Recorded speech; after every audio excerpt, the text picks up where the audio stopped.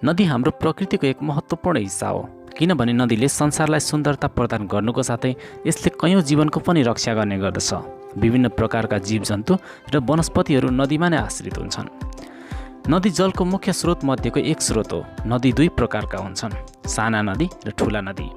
के तपाईलाई थाहा छ संसारको सबभन्दा ठुलो नदी चाहिँ कुन हो?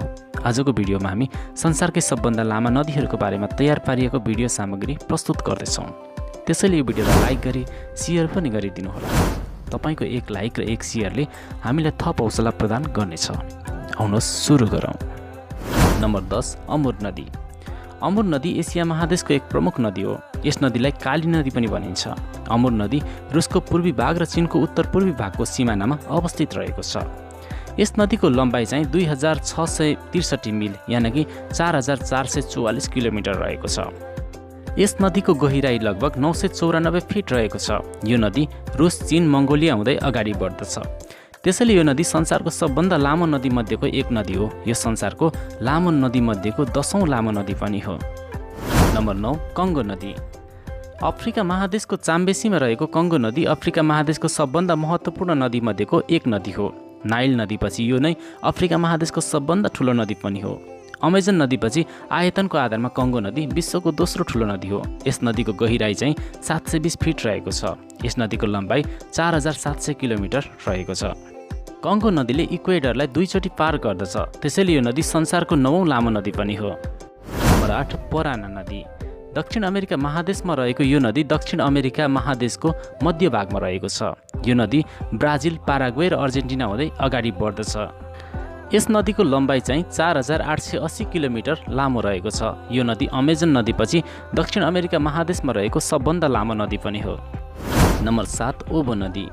ओबो नदी रुसको साइबेरियामा रहेको छ। यो नदी पश्चिमी रुसको मुख्य नदी मध्येको एक नदी पनि हो। यो साइबेरियाको महान नदी हो।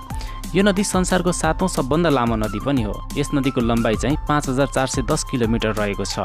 ओबो नदी रुस, चीन र मङ्गोलिया भएर अगाडि बढ्दछ। नम्बर 6, वाङ्हो नदी। वाङ्हो नदीलाई पहेँलो नदी पनि भन्ने गरिन्छ। यो नदी चीनमा रहेको छ। यस नदीको पानीको रङ चाहिँ पहेँलो रहेको छ। यो नदी चीनको यान्चे नदीपछि सबभन्दा ठुलो नदी पनि हो। यस नदीको लम्बाइ चाहिँ 5464 किलोमिटर रहेको छ। यो नदी चिनिया सभ्यताको जन्मदाता पनि हो। यसै नदीको किनारमा वाङ्हो नदीको सभ्यता विकसित भएको थियो, जसलाई चिनिया सभ्यता पनि भनिन्छ। अत्याधिक मात्रामा पानीमा माटोको कण भएको कारणले यो नदीको रङ पहेँलो रहेको देखिन्छ। नम्बर 5, याङ्सी नदी। याङ्सी नदी रुसमा रहेको छ। यो नदी संसारको 5औं ठुलो नदी पनि हो। यो नदी आर्कटिक महासागरतर्फ जाने यो सबभन्दा ठुलो नदी हो। यो नदी आर्कटिक महासागरमा बहने प्रमुख 3 नदीहरूमा मुख्य नदी हो। यस नदीको अधिकतम गहिराई 90 फिटसम्म रहेको छ भने यस नदीको लम्बाइ चाहिँ 5539 किलोमिटर रहेको छ। नम्बर 4, मिसिसिपी नदी। मिसिसिपी नदी उत्तर अमेरिका महादेशको दोस्रो सबभन्दा ठुलो नदी हो। यो नदी गल्फ अफ मेक्सिकोमा गएर मिल्दछ। यस नदीको लम्बाइ चाहिँ 6275 किलोमिटर रहेको छ। यो नदी घना जङ्गल भएर मैदानी भाग पार गर्दै गल्फ अफ मेक्सिकोमा गएर मिल्दछ।